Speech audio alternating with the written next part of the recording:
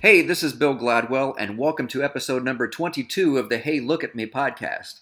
This episode, comedian Tyrone Davis returns. Tyrone has entertained audiences all over the country, as well as the troops overseas. Tyrone and I talk about comedy condos, becoming complacent, television, and staying focused on the audience. If you haven't already subscribed to the podcast, you can subscribe on iTunes and Stitcher, and when you do, leave a 5-star review. I would really appreciate it. You can follow me on Twitter at Bill Gladwell, and you can jump on my website with any questions or comments at BillGladwellLive.com. So enjoy episode 22 of the Hey Look at Me podcast. Yeah, you don't have to get up on it. It'll be fine. So I don't remember when you were here. You were here sometime in May, possibly? I remember we had fun, but I don't remember. I remember it was a lot of fun, but I just don't remember when. Yeah, I can't remember either. But you came here, and it was not peak season yet. It was still...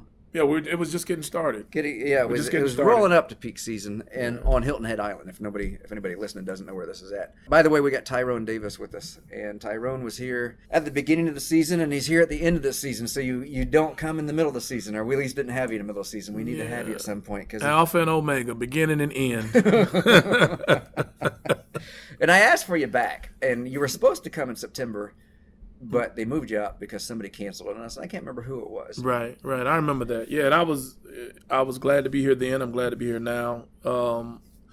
I was hoping, because this would have been our first meeting if it had been the original dates. But I'm glad, somebody canceled. I got to come early, got to meet you and your family, got to meet, work in this great club, and now I'm back and better than ever, having fun again. So. I'm glad. Thank you for having me. I'm glad you had me back because it was fun the last time. I'm kind of glad that you did come at the beginning of the season because we get a chance to have you back. And some of the better comedians we've had back, we had Louis Ramey back. We had Mike Armstrong. Oh, yeah. And those two we've had back. And I think who else did we have? And, we've had you back. Right. And there's a few other ones would have liked to have back too, but they just, they played later in the season. Right. And then the club actually... It doesn't shut down because I'll still be doing my show, but they stopped booking comics as the seasonal deal. Month. Yeah, the seasonal, yeah, which I don't like. Yeah, I manage the club, but I don't own the club. Right. We have after you David Dyer. Okay. Coming in next week, and then we end with Eric Rivera. Okay. And Eric was supposed to come. We slotted him in now at the end because he was supposed to. Actually, that's why you were here early. Because of Eric. And so Eric did you a favor. And he didn't even know about it. But Eric had a thank you, Eric. He had a television commercial come up. And he asked if he could I remember you saying something about that then. Yeah, but I didn't remember his name. No, and I remember the owner didn't really want to let him out. I said, listen, I'm an entertainer. If it was me and I had a television gig or even a commercial, I'd want out to do that. I would appreciate that. So we let him out, and we brought you in earlier, so it worked out well. It did work out nicely. It worked out nicely because we had a good time. I learned some stuff. We had a ball, and now that I'm back, we've had a couple of good shows so far. Yeah. And looking for a couple more good shows. So, yeah, it's been fun. And we got Tyrone Davis, by the way. Did I say that already? Yes, you did. I don't know. We just ate, and my brain is digesting my food. Yeah. Tyrone Davis is sitting in front of him about sleep because, I just ate. We just had dinner. He invited me out to dinner with his family. And so I usually don't eat before a show, but it was a nice invitation. It was a great thing. So we went out and had something to eat. I edit on Wednesday and Thursday because the podcast comes out on Thursday. Right. So I was telling Summer, my wife, I was sitting on the sofa and I had my headphones in and I had everything hooked up and I was doing my editing. And she goes, "You about done?" I said, "Yeah." I said, "I'm about done," because anybody that listens to this that appeared on the podcast before is going to, was that me? And right. It was, because I said, yeah. I said, "I got some easy edits." And she said, "Well, what do you mean?" I said, "Because if I like the person that did the podcast with me, I'll make sure that I sound good and they sound good and everything is good, and I edit out all the ifs and ums and buts and stuff like that. If it's somebody I don't like, I edit my stuff, but I leave them just the way they were." So. Well, I hope I'm in the light category because I've been stumbling for quite a minute here now. I've been stumbling. But we get no. Everybody's been pretty good that we've had on the podcast. I'm sure. And, I know some of the comics that you've had, and I've worked with some of them. Some of them I have, and some of them I don't know. But I know this is a nice place to come to because we don't always get to work. If you're a road comic, And anybody who's out there who's listening, who's a road comic, they know you don't always get to work in nice places, you know. No, So this is one of the nicer places. You gave us some really nice accommodations, and we got a nice place to stay. So I'm enjoying it. Yeah, I'm enjoying it's a fun it. time. And I haven't done too many comedy clubs. And I haven't done any comedy clubs on regular comedy nights. They've always been on special appearances. I If I'm understand. gonna do one Yeah. because of what I do. And I haven't had the chance to stay in a comedy condo yet. But I have heard stories about the comedy condos. you don't know the wonderfulness that you're missing in the comedy condo. I mean, What can you expect if you book a comedy condo someplace? What can you expect? well, actually, the comedy condo kind of comes with the booking, and it can vary from very, very nice accommodations to a double wide trailer in the middle of nowhere where when you open the door, you can smell the rust and the musk. I mean, you know, you can hear, tick, tick, tick, tick, and that might be something that lives there before you got there. They can go from very nice to very absolutely positively disgusting. I don't know any other way to put it, you know. And I've been in them all. The very nice. I mean, I was in one, and I won't call the place, but I was in one that was so nasty that I just refused to stay there. I just stayed in my car. And actually, I had a friend of mine who, after I told them what I was doing, they were workers at a hotel, and they actually used their hotel discount to get me a hotel, and I had just paid for my own room. It was just that horrible. Really? Yes, it was that horrible. It was an actual. It wasn't a double. It wasn't big enough to be a double wide. It was like a quarter wide, I guess, and it was a mobile home. It was in a neighborhood, and when you first pulled into the neighborhood, you were like, oh yeah, this is gonna be all right. This is gonna be all right. And then like as you went deeper and deeper into the neighborhood, and it was horrible. And I mean, when I opened the door, you could actually, it was almost like a FEMA trailer. You could tell that, and I'm not talking about the ones after the flood. I'm talking about before the flood. You know, it was horrible. Really? Yeah, it was horrible. And so I just so happen to know, you meet people in this business, as you know, and I knew some friends of mine who worked with one of the hotel chains, and they could get me a discount on the room, and they did that. And I actually just, paid for my own room. Sometimes it's worth it just to pay for your own room because it was horrible. I've heard rumors. The guy that had the club on the island before, he would book comics, but he wouldn't get them a room. They would stay with him. Have you ever had any experience like that before? I have actually. And like I said, I don't want to call any names, but there's a club in Virginia where the accommodations is actually at the club owner's home. And so after a show one night, which was several years ago, I think New Year's Eve or New Year's Eve night in 08 going into 09. And you actually had to go by the place and get the key to their apartment. And so after the show, you want to relax, unwind or whatever. And all of a sudden, she's bringing people home from the club and they're having a party downstairs, so it was crazy. That sounds like a nice time. Yeah, for them.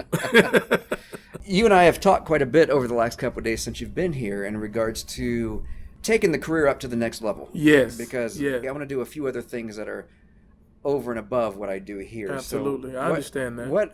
What's your goal? What do you want to do? Well, actually, right now, what I want to do is just I'm in the search for more work, better work, and just to expand my my horizons, doing more work in more places, theaters, maybe small theaters or larger theaters. I'm just I need to do more because I got complacent as well in some of my work. I mean, I've always been a hard worker no matter what I've been doing. And sometimes if you can start making money and forget that you're working for yourself. And as you continue to work and you make money, you get a little bit, I've got a gig this week, I've got a gig next week, my calendar's full or whatever the case might be. And you can get complacent. And you have to remember, at least I have to remember, that I'm working for myself. And so I'm always on a constant grind, hustle, work.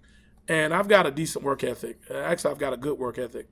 But I'm still not beyond getting complacent, and that's what I had done. So my goal for 2016 and beyond It's to just get back to, the Tyrone that I've always been, and just really putting my nose to the grindstone and just working. I actually got my reputation in this business for being the guy who was willing to go anywhere, work anywhere, and it didn't matter what it paid. If it was really, quote unquote, worth the trip, I would just do it. And I've done that. And I think that anybody who's ever been to my show, I give my audience a good show. I put a lot of effort into it, a lot of heart into it, and hopefully, they feel like it's funny. And so now I feel like you can always learn, but I've gotten the art and the craft down. And so now my goal is to continue to make a better living. If television is possible, voiceover work, TV commercials, just that next level of entertainment is what my goals are for now. Yeah, that's what I'm looking for too. Yeah. I've done some TV, but I'd like to really get into. I'd like to have my own show. Right. Well, that would be nice. Yeah, that would be nice. Actually, I thought about it. And like you said, we've been talking a couple of days, and you shared some things with me, and it was amazing that you shared some things with me. You were thinking about a show for yourself, and I had written down, and we talked about it, some things about trying to pitch some things, but you just have to be. Show business is definitely business, and so you have to be about it, and you have to be prepared to. You can't get stagnant. You got to be able and willing to be flexible, and to even change locations, which you know a lot about. That's how you got here. Because you had that great show. Number one show all over Gatlinburg, Tennessee. Yeah, that's right. Gatlinburg and Pigeon Forge. And I remember that. And so I was famous in a small pond. Well, hey, and hey, a small pond is better than no pond. That's right. And so that's what I'm trying to do. I'm trying to just continue to. I don't like that newfangled terminology, but I guess it is what it is. I'm just trying to build my brand, a brand now, because I've put in and continue to put in the work, but now it's I guess it's brand building time, so that I can be exposed to more people, and radio and particularly television, does that for you. Yeah, I'm going to be really arrogant here, because when I first started off, my goal was always to be famous. Right. It's not for what most people think. It wasn't an ego thing. Right. And I still want to be famous. And I'm working towards that. I'm getting there. And it's a little hard, though, when you have a family, because I don't want to, rear the kids out in Los Angeles or Las Vegas or New York. I like, the island, for example. Right. The island's nice here. Looking at Key West. I mean, that's an even better island. That's very nice. But I want to be famous, because if you're famous, it's easier to market the show that I do, because I love doing the show that I do. Right. And so being on TV and stuff would be a bonus. Well, the opposite for me, and what I mean, and when I say the opposite, I remember when I was a kid, and I'm from a little small town called Rural Hall, North Carolina. And so you claim the next biggest city, which is Winston-Salem, North Carolina. And I always used to say in junior high school and high school, I'm going to Hollywood. I'm going to Hollywood. Because at that time, I fashioned myself kind of a singer. It wasn't even about comedy, because I used to love to sing. And but as I got into comedy, my goal wasn't even to be famous. I'd always been a laborer, a worker. And so my goal was, if I can make as much money telling jokes as I've made driving a forklift or working in a warehouse, that was good. And I accomplished that. And then I realized that when you get into show business, it is certainly a business. And if you want to succeed in it, and you may not be famous, but now my goal is to make a great living at it. And so that's almost impossible if people don't know who you are. So you're going to have to expand your horizons, television, commercials. People are going to have to know who you are in order for you to make that next move. So now I wouldn't mind being famous, even though that really wasn't my goal when I started. But, I believe I can handle it. I'm pretty, if I had my choice, if I could be well off without being famous, I'd rather take that. But, hey, whatever comes now, I'm working on it all. Rich, famous, whatever comes, that's what I'm trying to do now. I've always looked at it as a career. and on the business sense first. I mean, I play piano. I took lessons for many years, 22 years. But it's hard to make a living being a piano player. Right. And so I went into... Unless you're Billy Joel. Yeah, that's true. Piano Elton man John himself. So I went into the stage comedy hypnosis side of it because I like being in front of people. I like entertaining people. Right. It's a drug. I like being up on stage. And you do it well. And that's one thing that hasn't changed from the first podcast that we've done. I remember all the shows we did before.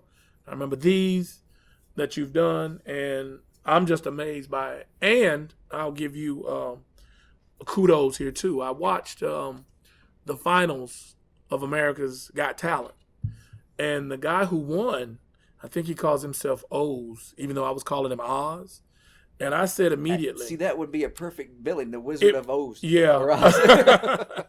But I've seen what he does, and I've seen what you do, and I know just by watching, man. I mean, you could have been the winner this year, and I mean that's nothing from him. That's taken absolute. I was impressed by him, but I've seen what you do. I've seen it up close. I don't know how you do it, but yeah, I believe you could have won America's Got Talent this year yourself. I actually thought it was going to be the young man, the comedian, with the stutter. With the stutter, yes. Yeah, and he's funny as well.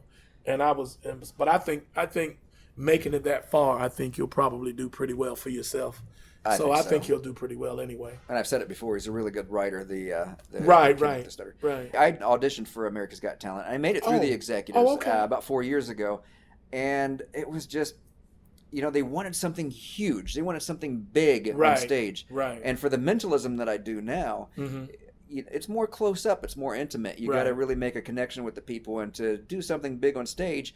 And we came up with some things together, but it was just not at the time. 4 years ago, it wasn't what they wanted. But now, over the past couple years, they've had magicians on there. They've had the mentalist on there. They really hit them hard this year.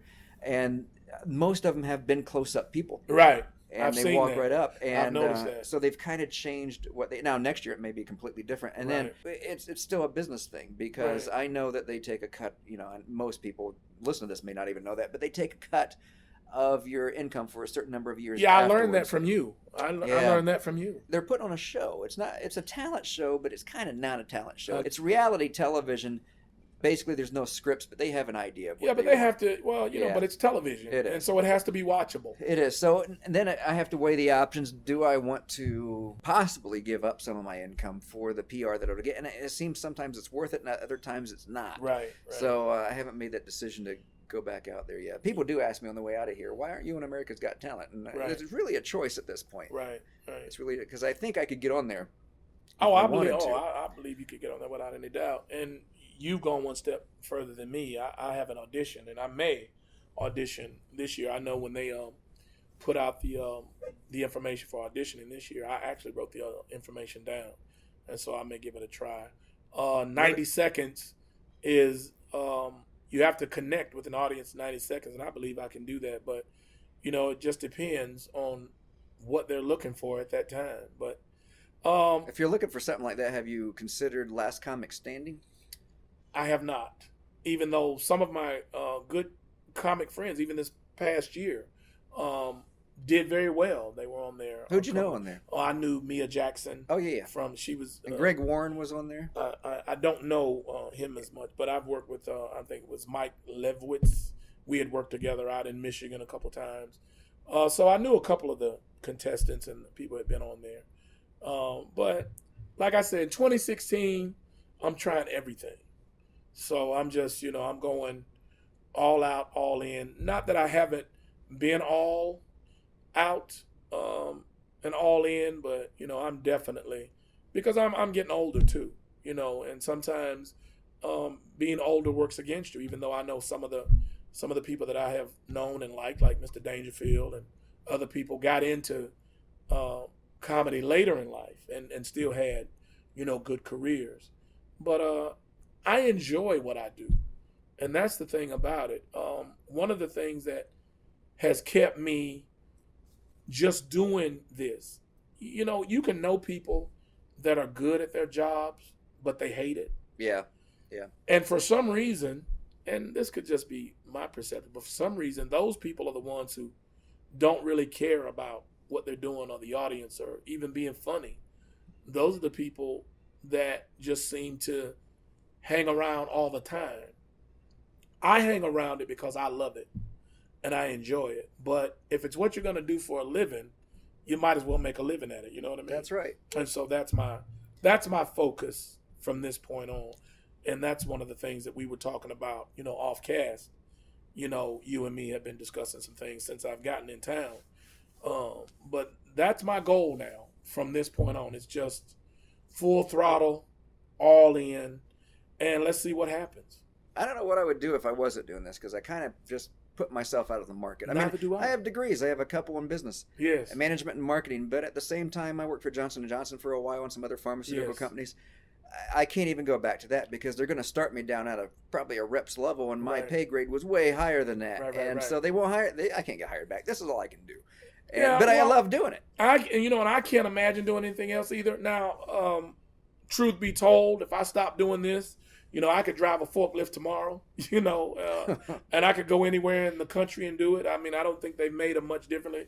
And I know how to drive just about every kind they made. So I could do that. But as far as seeing myself doing anything else, I can't see myself doing anything else because this is actually what I love doing. And just to make people laugh, to see people, because you can actually feel it. I know in what you do when you read thoughts. When I'm on stage, and particularly when the group, you've got a good group of people in, you can actually, when you make people laugh, you can actually feel the weight of a room lifting. You can actually feel the heaviness of people's everyday lives, their stresses, their problems. You can actually feel the spirit of the room lightening. And as people start to laugh, and you can just feel it. And almost, and this might sound crazy, but if there are any comedians out or performers out like yourself, they'll know that this is true. You can sometimes, if you don't hear it, you can feel it's an almost audible sigh. You can actually feel the crowd taking a deep breath and taking a sigh. And to me, that's as good or better than, a standing ovation. And one of the most rewarding things is like last night, if you remember, and I've been here since Wednesday, and last night in particular, about 3 or 4 people came up and said, I really needed that. I do remember that. I really needed that. And I'm telling you, man, look, I want to make a living and I want to do well. And if fame and or fortune comes, but if I don't do anything else in comedy, and I've been doing this since 2001, those are some of the most rewarding moments. That and being able to entertain the troops in Kuwait and Iraq. But when people come up to you who say things like, I wasn't going anywhere tonight. I decided to come here. Or my husband and or my wife said, well, we're going out. Come on, you're going with me. And I didn't want to, but I'm glad I came. And last night was an example of that when several people came up and said, man, I really needed this. Now, one thing could be, for those who are listening, we're in South Carolina. And, South Carolina has been in the midst of this great flood. And so I think that a lot of people who, if they're not being impacted by it directly, have friends, family members, and people that they know who are probably affected by it, either directly or indirectly. And the one lady last night, another lady who was like, we got to go, but we have a lady who's one of our friends who's not doing really well. And she wanted to come, but we have to go and check on her. But we're really glad we came, and we're going to go back and try to tell your jokes to make her laugh. And things like that make this worth it, in so much as it lets me know that 15 years ago, when I decided to stop being a full-time forklift driver and to become a full-time comic, is what's made it worth it Yeah. and rewarding. Yeah. We got to cut this short because we got to open the doors here soon. But Absolutely. let me end this with one more thing. Okay. When you step up on stage, what is your end goal by the time you step off the stage? To be perfectly honest with you, Bill, and I think we spoke about this a little bit the last time we did the podcast, but to be perfectly honest with you, Bill, all I want people to do is laugh. My goal when I hit the stage, in between and when I get off, is did the people have a good time? Because I have a lot of friends who are comics, and some of them are very good writers. They're very technical. They're good at laughs per second or laughs per minute, and I think there's a formula for comics for that somewhere. And some of them, most of them that I know, are really, really good. But some of them that I know, they're more concerned about how they did. You know, they'll get off stage and, you know, they'll critique their show and, hey, I noticed I got an applause break here and all I want you to do is laugh. Because I tell people all the time, other fellow comedians, you know, you can write the greatest bits and tell the funniest stories, and you can do all that. And people will generally not remember what you said, but they will always remember if they had a good time. That's right. And all I try to do is make them laugh, because I don't care if they remember what I've said or if they can, you know, like, you know, some comics, you know, you can say a certain thing right now. You know, you can say some comics, like, they have catchphrases, or, you know, like Mr. Dangerfield used to say, I don't get no respect. Right. You know, automatically that's Rodney Dangerfield. And that's fine. If somebody remembers something that I say, that's fine. But to answer your question, what I want people to do from start to finish is to have a good time.